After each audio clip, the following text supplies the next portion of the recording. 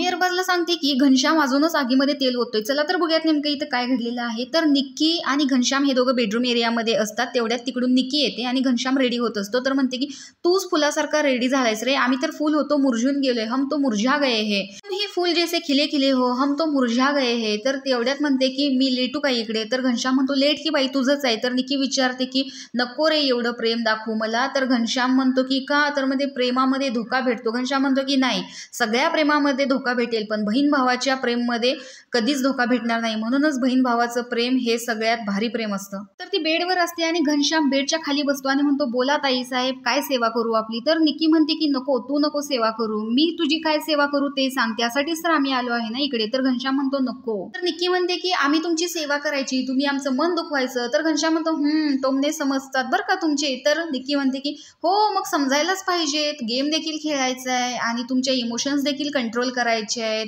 तर मला हे अजून नाही समजत पण मी शिकते। तर घनश्याम म्हणतो शिक बरं का, पण 100 दिवसातच शिक। तर त्यावरती घनश्यामच म्हणतो की 20 दिवस होऊन गेले, 100 दिवसाच्या आतच शिक। तर हो मी अंघोळीला जाऊ का, असं इकडे निक्की याला विचारत असते। तर म्हणतो हा ठीक आहे जा। तर त्यानंतर इकडे किचन एरियामध्ये टीम ए चे बाकीचे सदस्य असतात। जान्हवी सांगते की अरे घनश्याम अजून आगीत तेल ओढतोय, म्हणतोय की कोणाला मित्र करायचं कोणाला मित्र करायचं नाही हे आपल्याला कळायला पाहिजे। तर अरबाज हे सगळं ऐकत असतो, वैभवला तो बोलवतो। तर वैभव म्हणतो एकच मिनिट थांब।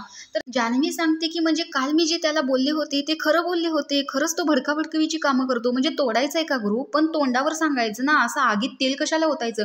तर अशा प्रकारे टीम ए मध्ये सुद्धा फुटाफूट होताना दिसते। तर खरंच फुटाफूट झाली पाहिजे असं कोणाला वाटतं त्यांनीच फक्त कमेंट करा आणि अशाच व्हिडिओच्या अपडेटसाठी आपल्या चॅनलला सबस्क्राईब करा। तोपर्यंत बाय।